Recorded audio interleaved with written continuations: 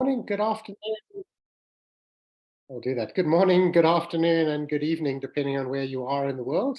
We're just waiting for a few more attendees to join, and then we'll get started. I see there's a bunch of people already on. I think there's about 14 attendees so far, and both our panel speakers are here. So if we just give it a second or two, sorry, a minute or two, maybe just another minute, then we'll get started. We want to try to make sure that we finish on time, because I know many of you may have other activities and you set this time aside. So we want to try to keep it as efficient as possible by connecting in as close to the start time as possible, and by finishing off as close to the start time as possible. Just to let everyone know who's online so far that we are recording this session. You guys will, as the attendees, will unfortunately not be able to speak, but you will be able to type out your questions if you have any questions, and you will be able to use the chat function. So feel free to use the chat function to say hello to one another, depending on where you are from around the world. I'm just having a quick look in there at the moment, and I can see people from my home country in South Africa. I can see some people from South America, and from over here as well. There's another person here in Africa. I'm assuming some of these people are also over here, are coming from Southeast Asia. But just welcome to everyone. I think we're sort of starting to get a few more people coming in now. So since there is a recording on here, we're going to try to start on time, and people will hopefully just drift in when they can. As I said, it's being recorded, and the recording will be available on the IEA's YouTube channel. I'll post the address in the chat function so that you can all see it, and we'll just make sure that if anything's kind of happening in that regard, that you'll be able to look at not just this webinar but all other webinars that the IEA is producing. All right, so without further ado, it actually sounds like I'm just waffling at the moment. So let me introduce you to the webinar series and the webinar for today. This is the third in a series of webinars on the future of work and the implications for human factors and ergonomics. The first one was looking at Australia and New Zealand. The second one was looking at China. And the third one here, we're looking at Southeast Asia. How we've broken it up is looking at different areas of the world and looking at the different challenges and expectations about the world of work and its implications for human factors and ergonomics in different parts of the world. Next month, we'll be looking at the Nordic countries and what's happening in the Nordic countries. But today, we've got two speakers for you. First up will be Rosemary Siva from De La Salle University in the Philippines. And she'll be speaking first. And the second person to be speaking will be Shanqing SQ Yin from Singapore. He works in healthcare human factors in one of the hospitals in Singapore. So without listening to more of me, what essentially is what I'm going to be doing is I'm going to be handing over to Rosemary. Just two things before we start. If you have any questions, then please, what I would ask you to do at the bottom of your screen, you'll see there's a whole lot of different options that Zoom gives you. If you use the Q&A option, then it'll make it much easier for me as the facilitator of the session to be able to handle the questions and to hand them over to the panelists. So please, if I could just ask you to use the Q&A. Right, Rose, over to you. All right, so let me start sharing my screen now.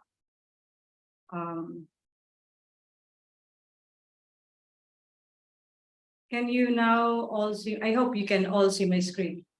All right, so good evening, everyone. And thank you, Andrew, for inviting me to share my thoughts in this issue on the future of work, especially in our region, that is described as the most dynamic regions in the world because of its growing influence in the global economy. The countries that belong to this region vary in terms of, number one, the environment, culture, source of employment, and wages. Since our topic for today is the future of work, I will try my best to analyze how the current trends will affect the future and forecast how work will change in the next 20 to 30 years in this region. I also hope to identify areas of opportunities in human factors and ergonomics while discussing the issues. The most relevant question probably is whether work will change significantly in terms of type, quantity, and delivery within the next 30 years. I think that this is a relevant point of discussion because we have seen how the coronavirus forced us to change drastically within a short period of time. It was very unexpected and we all came unprepared. That was more than 2 years ago. And we have not yet gone back to the pre-pandemic situation in the Philippines. This is partly because there's still this scare of being infected by a mutated form of the virus, and also because people had been used to the change. The workforce has discovered the best features of working at home. And now they are finding ways to work at home because there are so many benefits. These benefits, by the way, may be unique to only some countries, and some are in our region, here in Southeast Asia. The future of work will surely be affected by the rising congestion in many parts of the world. For example, in Bangkok, in Manila. There's also Jakarta. These places were included among the top 50 places with the worst traffic conditions. The lost time per year due to traffic can go as much as 100 hours annually that could have been used for working. Recently, the problem of traveling was made worse by the rising cost of fuel due to low supply. It is reasonable to think, therefore, that in the future, more work will be done virtually because it is cost-effective and productive. Many studies done during the pandemic showed that employees feel they're more productive at home. I don't know if you think the same way. The practice of ergonomics is relevant to this trend. A review of articles published about work from home and productivity prior to pandemic showed mostly positive effects. Probably because the companies have prepared for it and employees chose that setup in the past. However, studies done during the pandemic showed mixed results. However, there were two significant factors identified. For example, the adequacy of equipment and peripherals, and then adequate space to develop their work activities at home. If people are going to work from home for more hours, there's a need to develop better working space or provide spaces that are accessible to people working from home.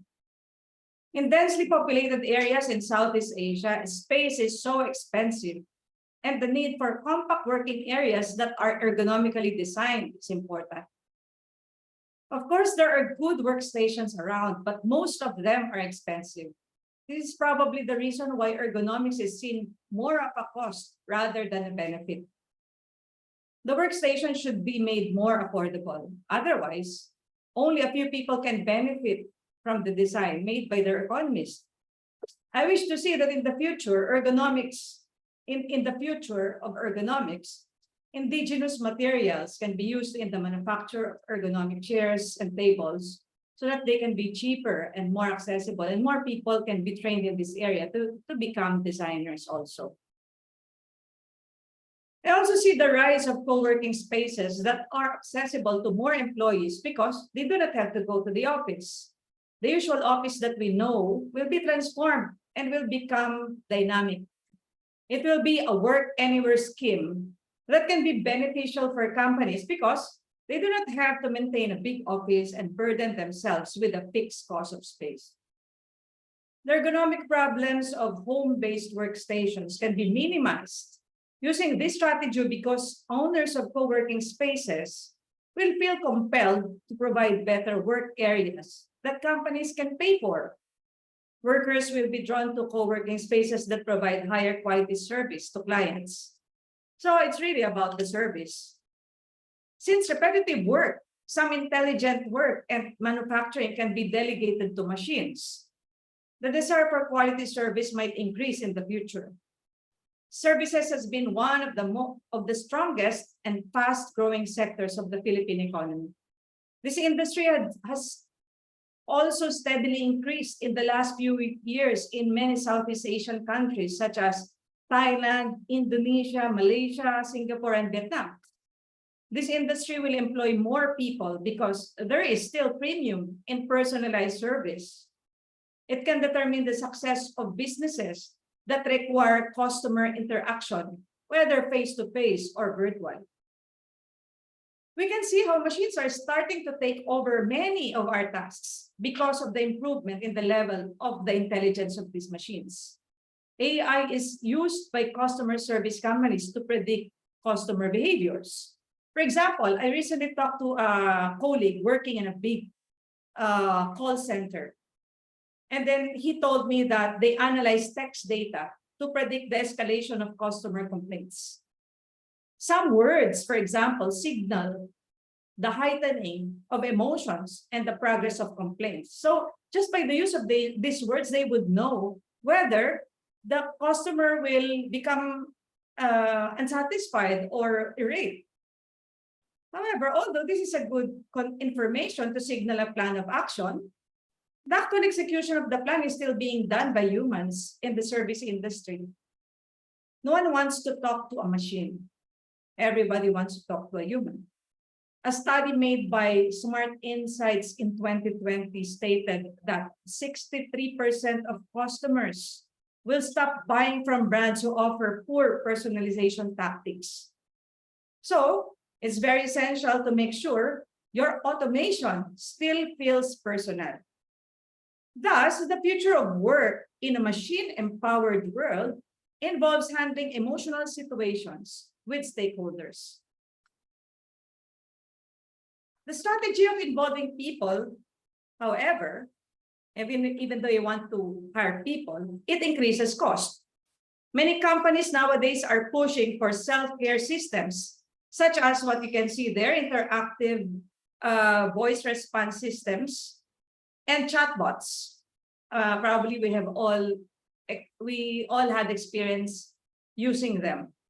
A quick search in Scopus showed studies done on this topic in the last 2 years. The results showed that customer satisfaction do not necessarily increase with the use of these technologies. The quality of the interaction is determined by the intelligence of the chatbot, its ability to resolve issues, its rate of response, and the level of personalization. I think this is another area that can benefit from human factors in the future, or probably even now. Chatbot designers can identify features that can generate positive emotions from customers. This can include changing the tone of voice, using appropriate words for the situation, and a more engaging avatar. IVRS, or the Interactive Voice Response System, can also benefit from human factors expert by considering how people think. Some of the designers of these systems do not give much thought about the short-term memory capacity of the listener and will use a deep menu of choices that are very difficult to remember. I've even encountered a system in the past where it asked me to do something and then I have not done it yet and the system turned off already. The system ended the conversation abruptly to my dismay. If machines are to be used in the future to replace us humans, they should be designed to empathize with humans and consider their limitations and capabilities. This is what ergonomics is all about. The challenge really is how to integrate ergonomics intelligence. We call it ergonomics intelligence in machines. With engagement of more people in service, the value of work will be assessed in non-traditional ways, such as how it affects the end goal of business. With the ease of gathering data and analysis of textual data, organizations will try to measure the value of human work, not through time, We're not talking about time anymore, but how time was translated into something of value. For example, service quality, which used to be fuzzy and difficult to quantify, will be measured and used to benefit the customers. We have seen this being used in applications nowadays, such as when we ride the Grab or Uber or Zomato for food, and even the university ranking system. I can see that the traditional system of evaluating employees will change to a more dynamic and responsive system that will allow the employee to see the value of his or her work in real time. So it's like having a dashboard that is very dynamic. As of now, there are some works that are difficult to quantify, such as teaching, because it's not comparable or even controversial. This will not be the case in the future. More work measurement models will be developed that will be supported by technology. In the future, you might not need to spend a lot of time at work as long as you deliver the requirements of the company. People will tend to work smarter rather than harder. Premium will be given to important skills such as creativity, innovation, and leadership because of the need for problem solving. Human factors expert can help conceptualize human performance measurement models that would be relevant in the future. There have been efforts in the past to measure creativity, but they were all done inside the classroom. I have not seen a model that quantifies creative and innovative work in the context of a company. I remember the movie, The Internship. I like that movie. My question is, will this be the workplace of the future? The place looks fun. It looks like a playground with a bunch of highly motivated people. You cannot find all these motivated people in our workplaces. You know that the environment can shape behavior, and we need to make more studies about this. Will environment help people to become less stressed and to become more productive and creative? Now let's go to the area of sustainability. Years of production and consumption took a toll on the world, and the ability to think of solutions that will conquer the world's problems this will be crucial. Sustainability is a big influence on our work.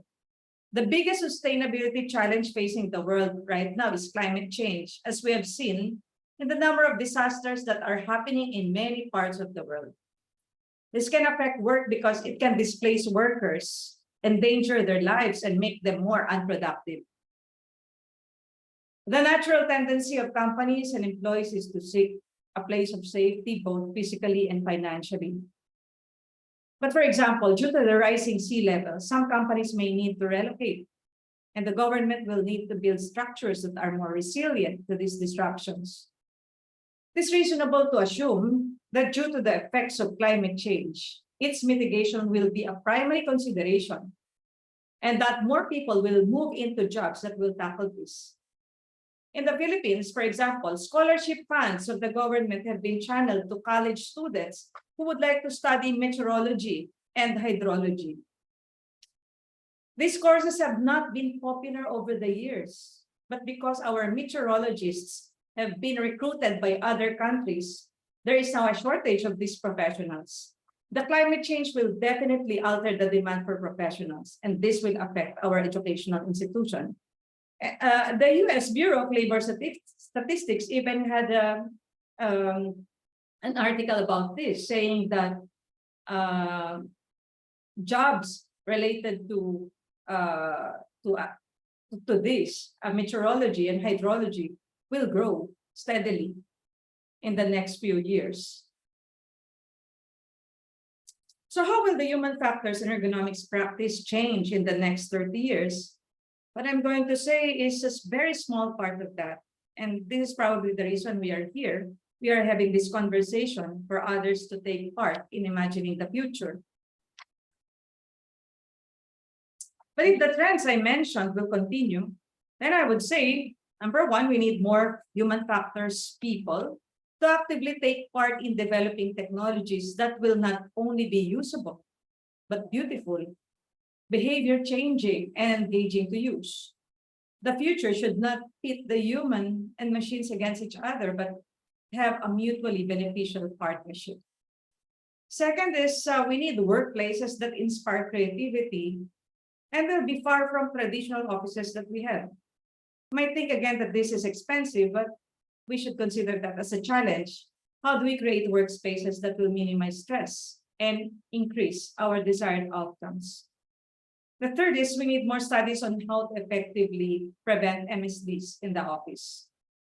So we already know what to do. There have been many research papers managed to identify the factors affecting safety in the workplace. The problem is human behavior. They do not follow the rules. They forget the rules or simply ignore them. Can we do more to make working safer for those in the offices? I actually enjoyed thinking about the future of work. I came across negative thoughts while doing this presentation, like people being replaced by machines. That is frightening, right? But all those negative thoughts were replaced by positive ones when I considered how smart we are and how we survived the coronavirus. I'm sure we can find much better ways of working. The future, I hope, will allow people to work and be happy while doing it. Thank you very much, everyone, for listening. I now turn you over to the next speaker, Dr. Shanqing Yin.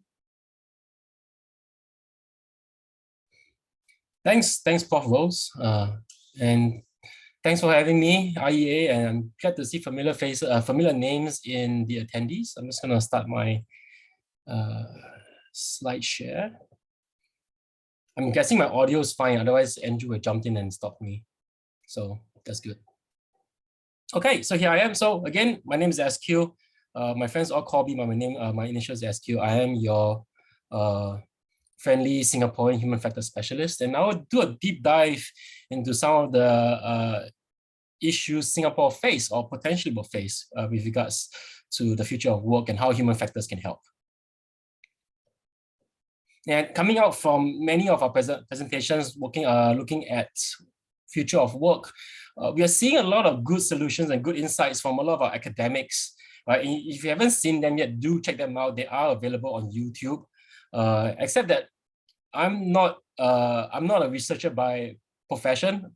I predominantly work in a healthcare setting. I try to use human factors insights to solve some of the existing issues in healthcare and in other parts of different industries.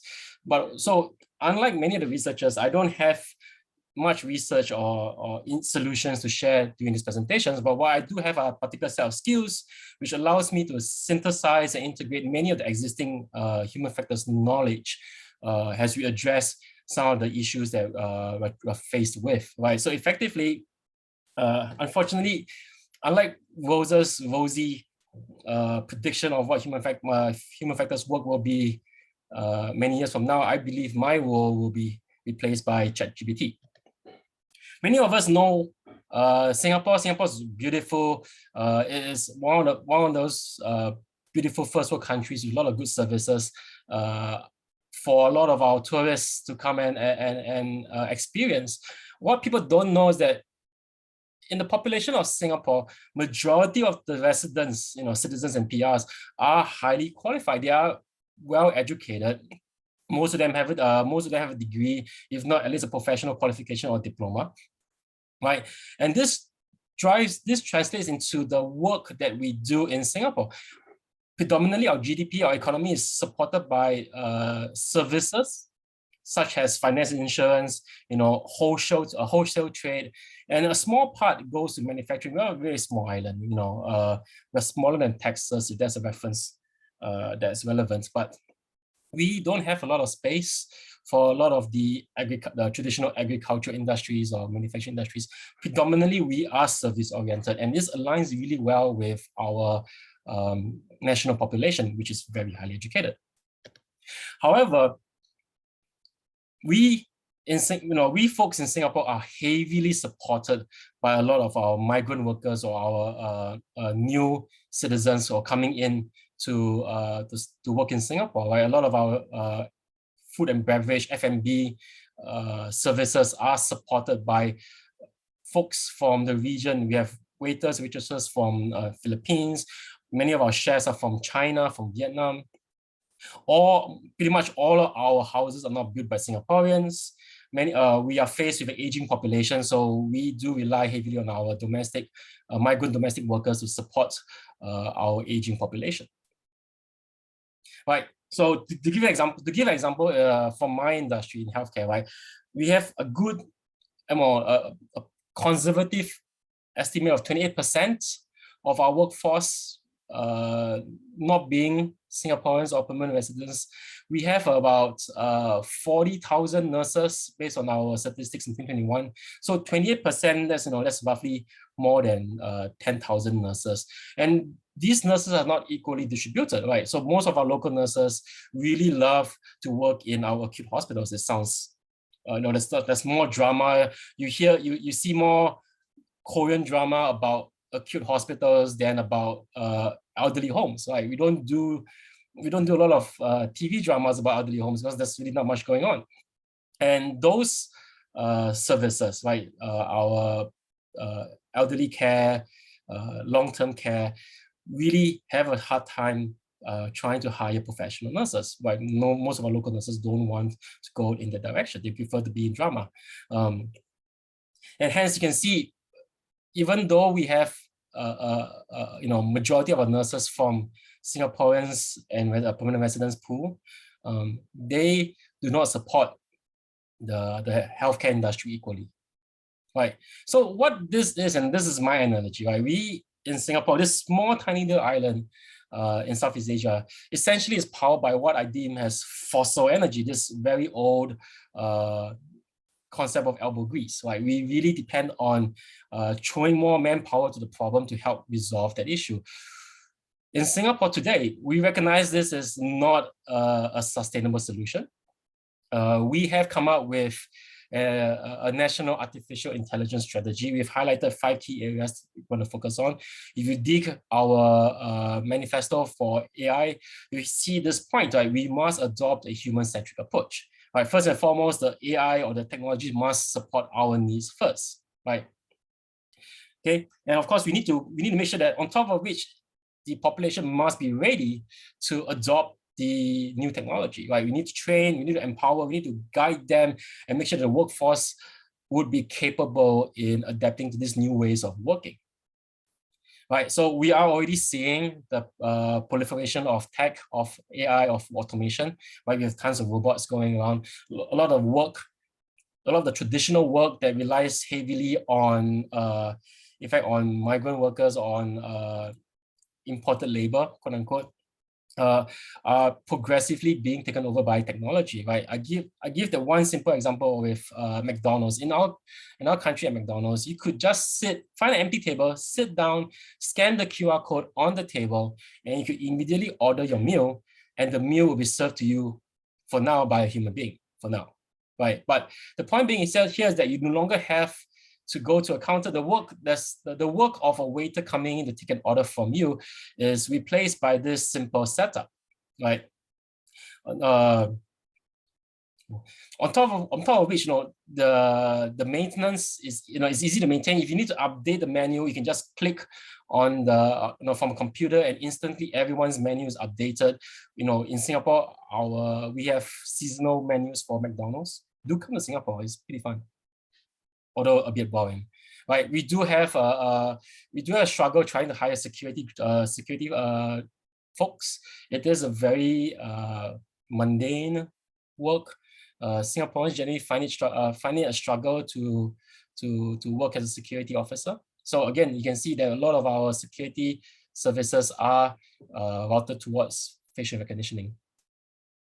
And we can explain this, right? Again, a lot of the things that we work with, a lot of the ways we describe our partnership with the AI have been described by a lot of our esteemed human factors colleagues, right? In particular, there's 10 levels of automation, right?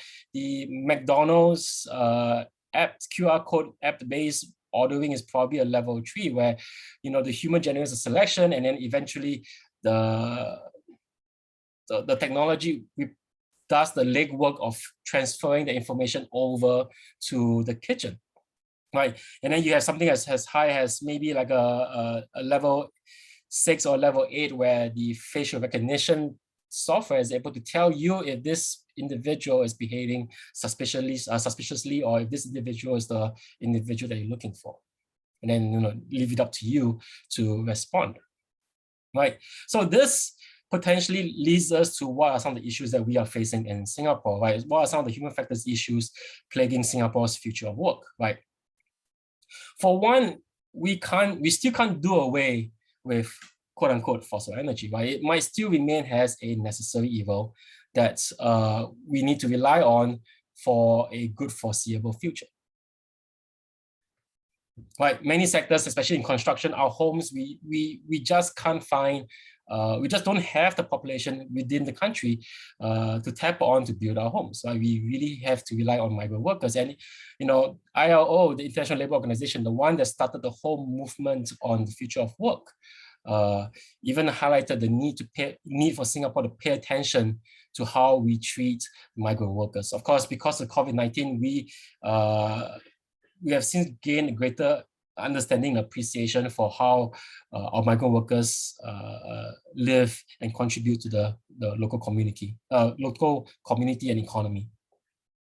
Right, now, as we push towards the future of work and all this sexy high-tech stuff, there's a risk. It may not happen. There's a risk that relatively less attention and resources might be directed towards the workplace safety and health of these migrants or temporary workers, right? We think that we just need these folks to be around until the technology is capable of replacing everyone and everything, right? Until then, we just need them to hang around until the technology is matured. So there remains this risk that we pay less attention as we focus more on our resources on high tech, right? Leads us to the question of who empowers who, right? Who's the main star of the show? Is it the technology? The technology that's able to drive the car on its own, that's able to cook the meals, that's able to respond to your questions. But yet, there will remain some activities at this point in time, given the current technology, that which the automation couldn't do. And what's our solution? We throw more humans at it, right? We use humans to support the automation's lead simply because the automation can't automate it yet, right? Should it be this way, right? As we develop the technology, we're supposed to be human-centric, but yet at the same time, we are tech-centric in pursuing this future. There's the risk of the out-of-the-loop unfamiliarity, again, a very common concept found in human factors, right? Because we have the technology working for us now, we don't have the faith and trust in leaving them unsupervised, and we end up throwing the human in the driver's seat just to babysit the technology does its thing, right? Sounds like an even worse job than driving the vehicle itself, right? At least there's some interaction, there's some dynamic feedback when you're driving the vehicle. Now you're just standing there, waiting for the one moment that the machine screws up, which is that very low 1% possibility. It's a very painful task, right? The other risk, besides being a mundane task, is that you're expected to then respond when something happens and respond very quickly, but also knowing what to respond with, right? What is exactly happening in the system and know what to do. But when you're out of the loop, when you're already disconnected, when you're potentially bored to death, it can be very challenging for you to get up to speed quickly and respond appropriately.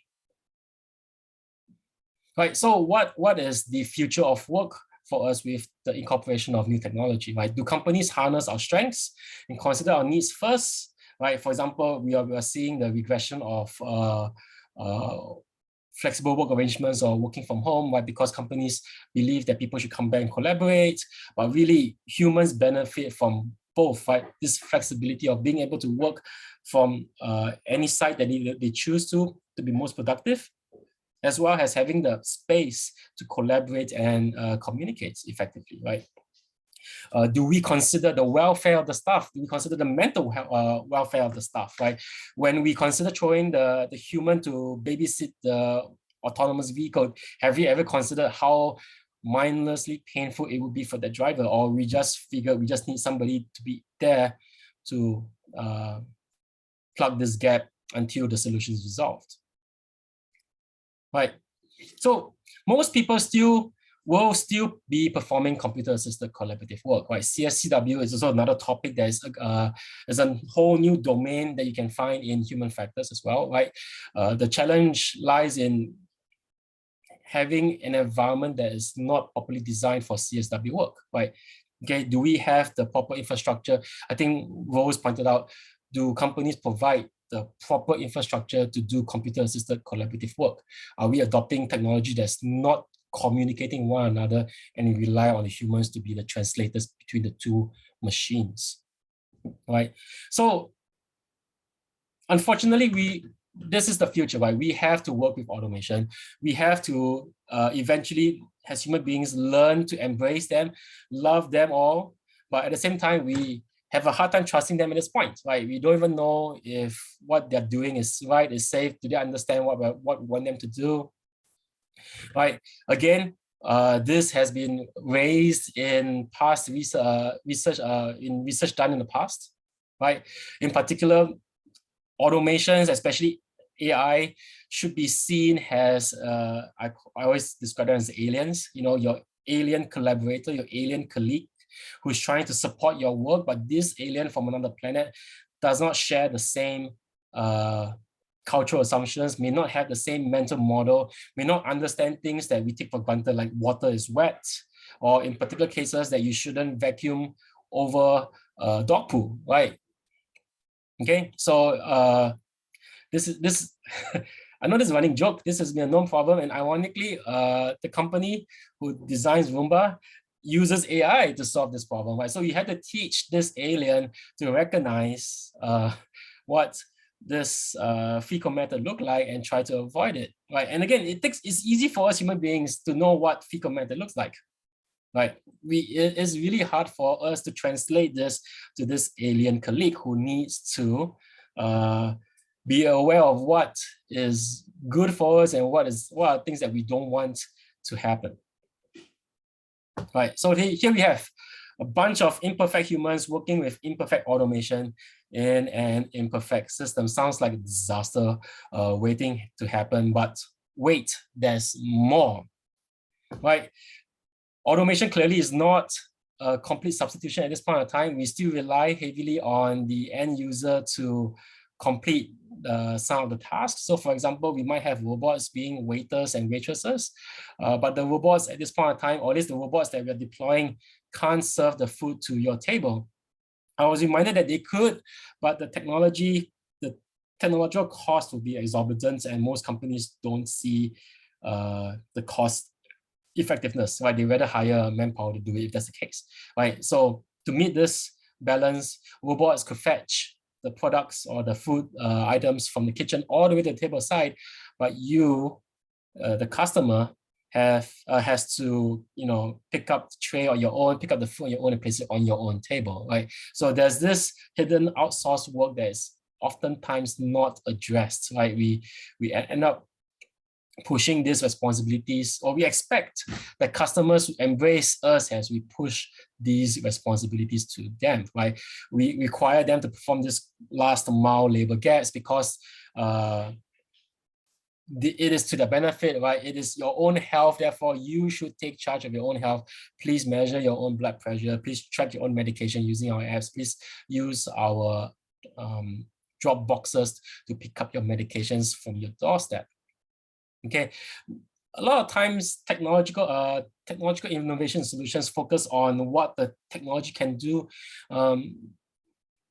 The usability aspects of this technology stops at the technology itself and sometimes fails to pick up the hidden outsourced work that we expect customers, clients, and users to embrace.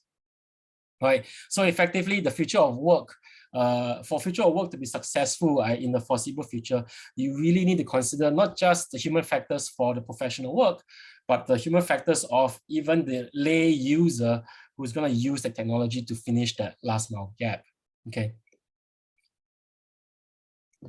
But the good news, and I share the same optimism with Rose, is that with the future of work, with the embracing of technology, we're not going to be lazy. We're not going to become inefficient or non-productive to society. In fact, what we have since in the history of mankind is that whenever we are empowered by technology, we're able to push boundaries and break barriers to do greater things. Like, it's because of technology that we're able to go to the moon, amongst many, many other things. Right. So I believe that with good integration of this human and technology, we are able to do much more greater things in the near future. And that's really all I have. Hopefully I am on time. Excuse me if I did not articulate well. But yes, I hope you enjoyed my presentation.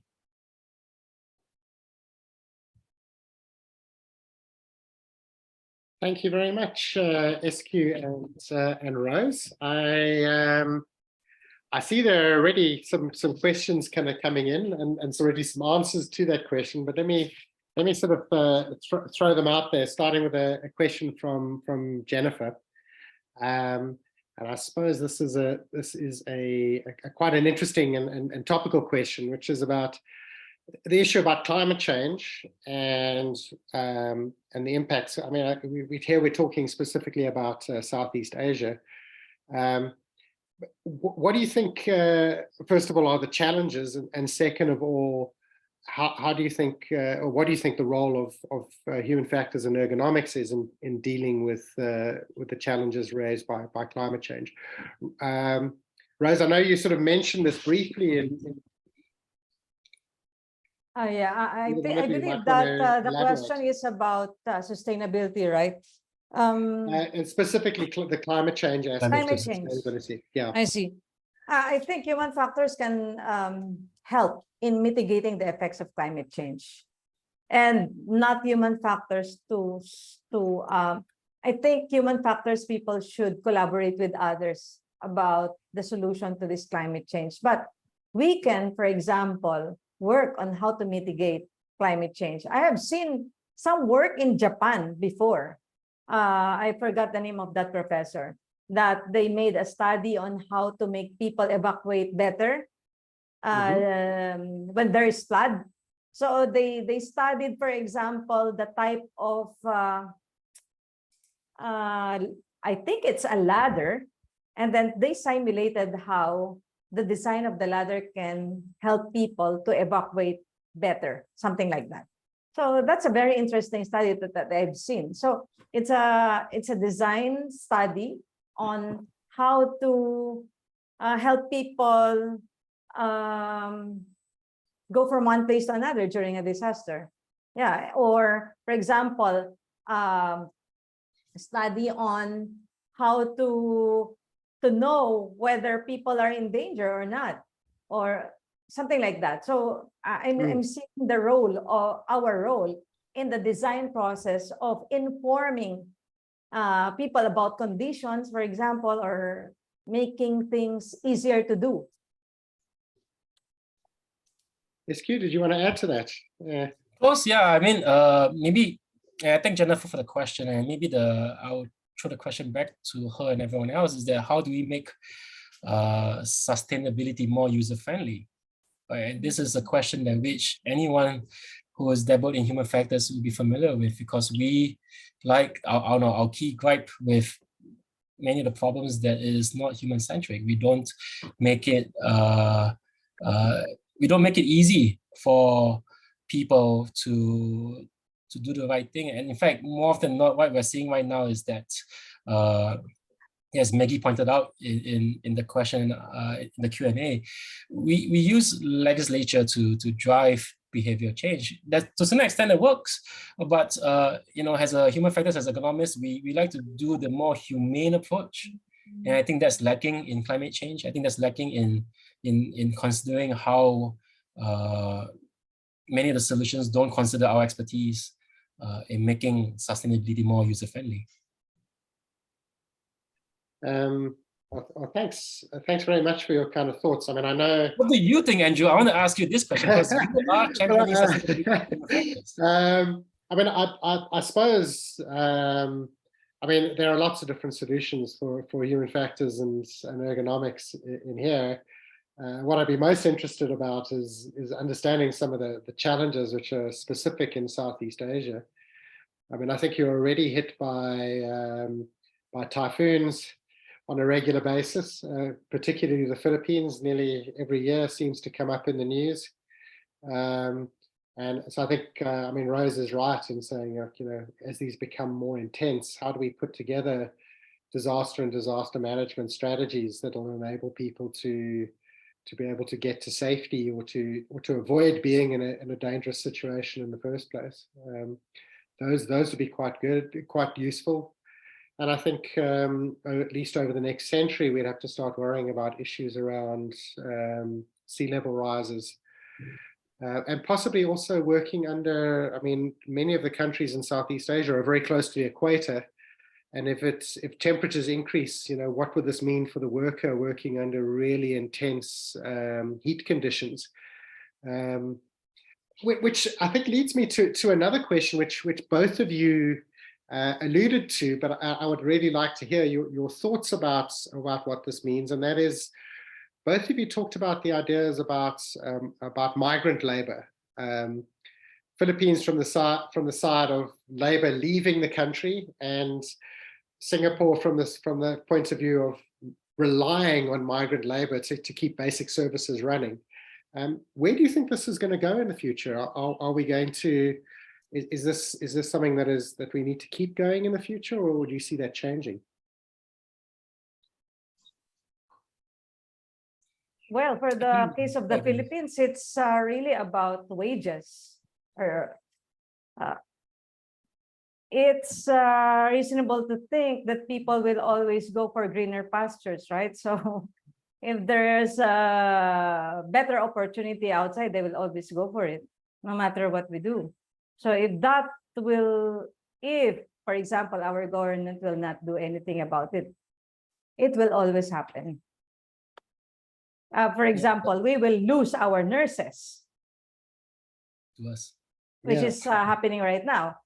Yeah, no, it's true. Yeah, and we in turn lose our nurses to many other countries as well because of wages. And I think that alludes to, you know, the concept of work. Like work is not. I mean, my definition of work is not play.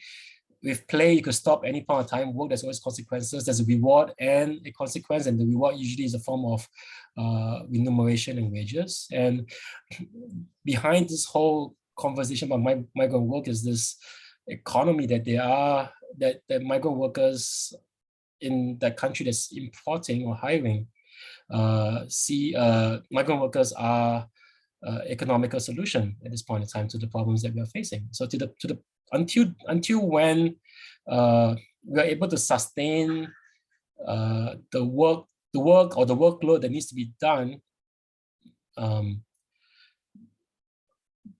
potentially the most economical solution will still be taken, which in this case is the migrant workers.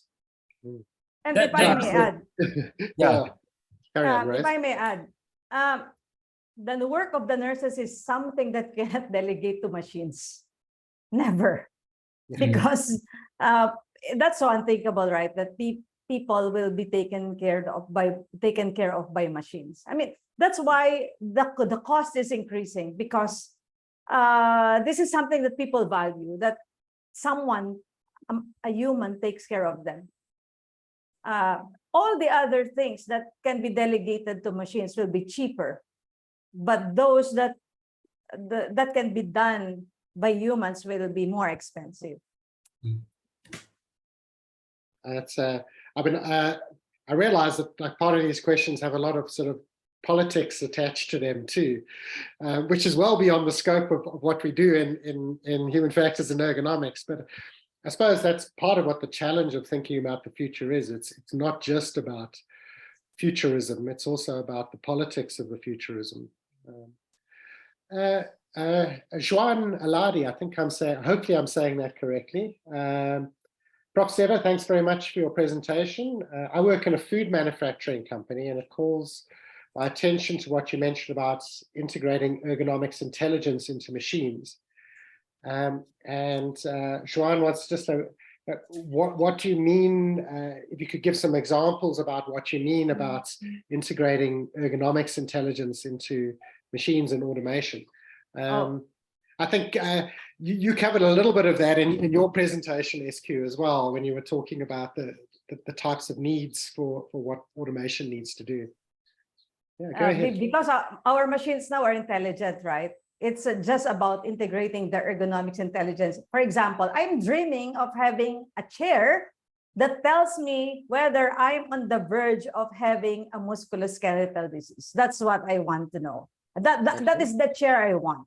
Or a chair that it's like this. Our seat belts are very intelligent, right? If we are not wearing them, they sound, and it's like telling us you have to wear this, you have to wear this. But the machine my chair is not telling me you have to stand up now, you have to stand up now, you have reached 20 minutes of sitting down, it's time for you, something like this. Or something that will change my behavior to do something else so that I will not have musculoskeletal. That is what I meant by integrating ergonomics intelligence into these machines, programming them to prevent or to make it safer to work, something like that. I can see lots of examples on that. Heat monitors in clothes to tell you whether the conditions are getting too hot that you should work, or that your fluid levels are low. Or you have to drink more water now because of the temperature and something like that. Yeah. SQ? No, and this we have this little exercise in my classes, in my workshop in the hospital. We talked about the different levels of automation, right? And at what stage of this partnership do you start feeling uncomfortable? And it goes as far as, the machine providing you options, giving you advice, hinting at you what you need to do next, to downright not. I think the example I gave was not letting you order fried chicken nuggets because your current BMI and blood cholesterol is too high, right? And that takes the whole agency and autonomy away from the human being.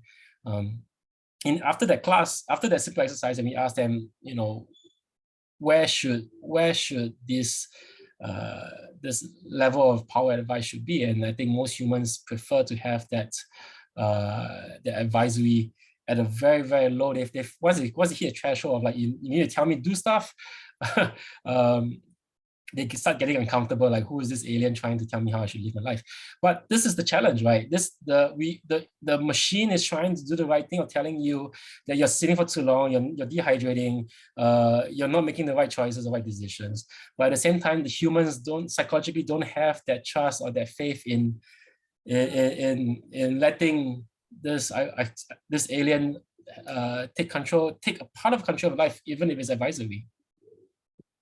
Probably, SQ, it's because they look like aliens. One of my proposal is to make them more human.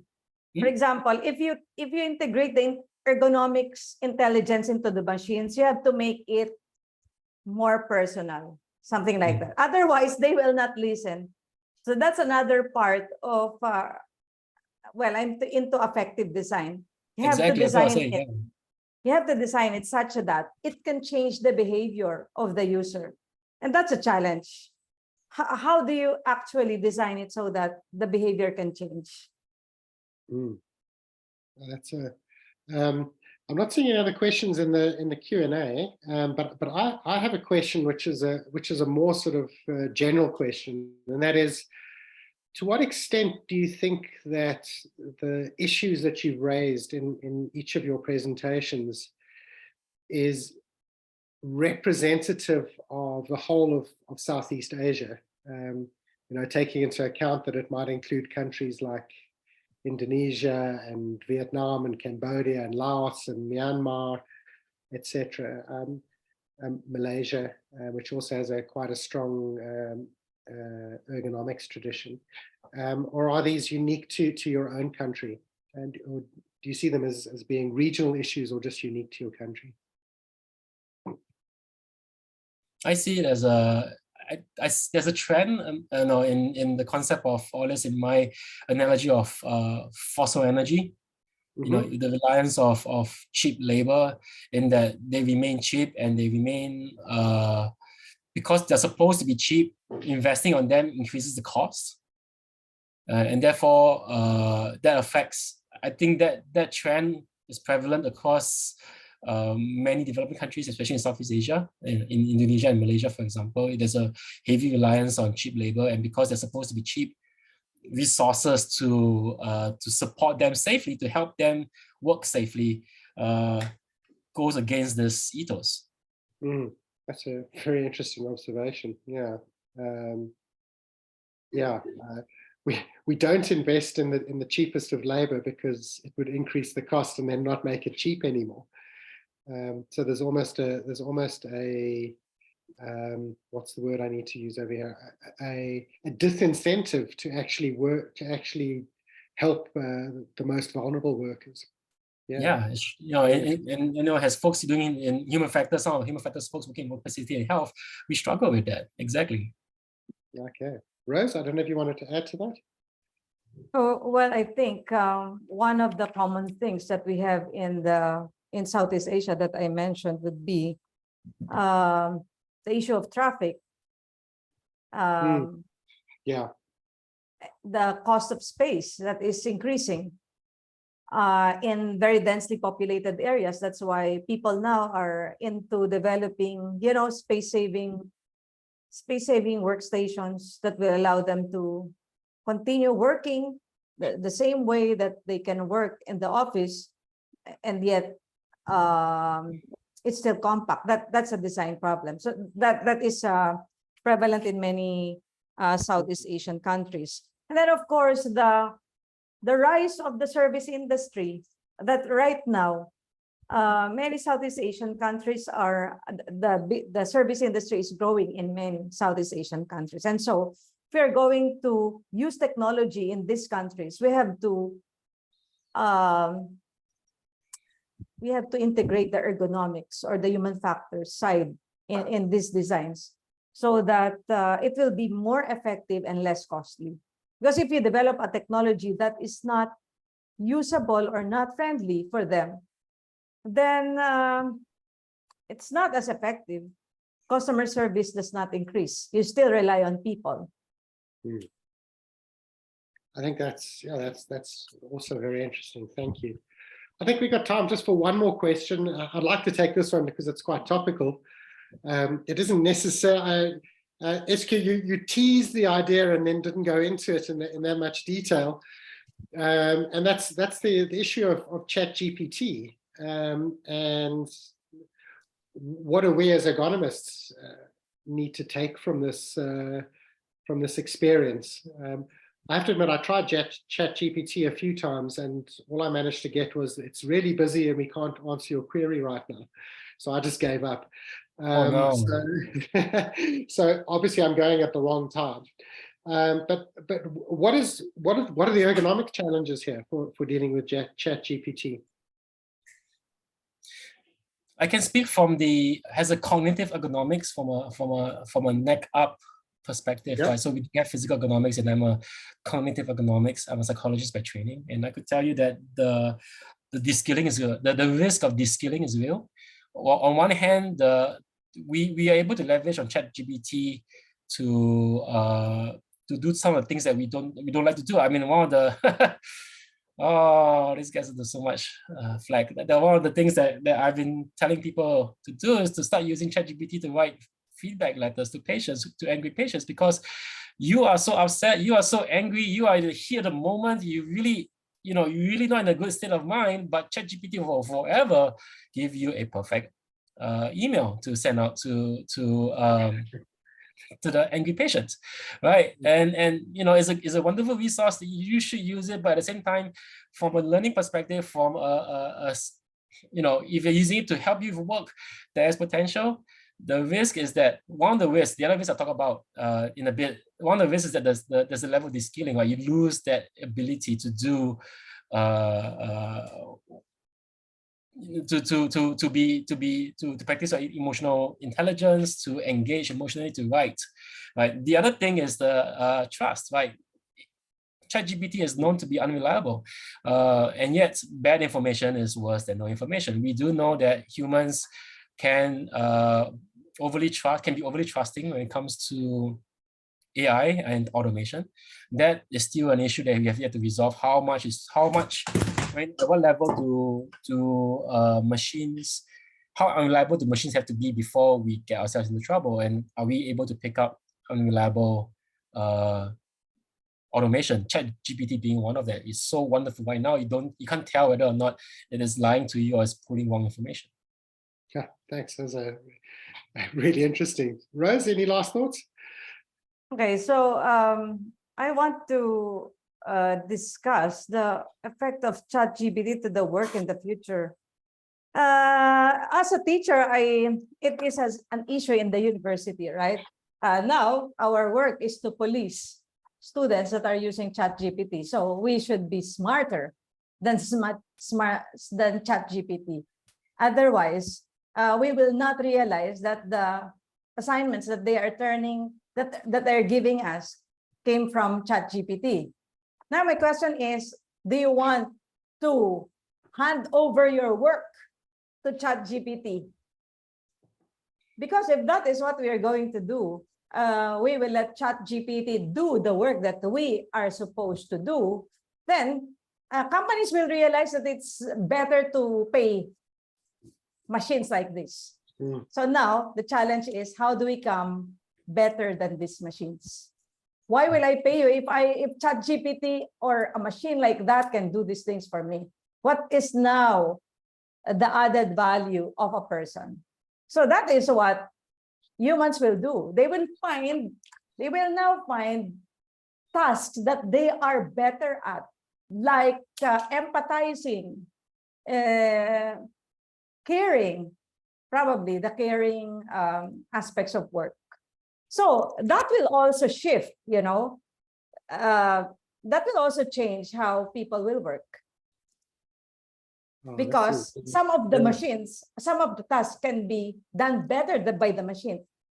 ChatGPT can make better letters than many of our students, right? Yep, already. You're gonna face it, yeah. I'm going to, we've come to the end of our hour, and I'd really like to thank SQ and Rose for taking time out of their very valuable schedules to speak to us about the challenges from their own area, and to each of you for making the time to be here. As when the session ends, those of you who were attendees will get an email asking you just to rate this. And I'd please like to ask you to provide us with your feedback about how interesting you found this, what we could do and what we could do better. Perhaps you have some thoughts about other webinars and stuff that we could have. So we really would appreciate your feedback.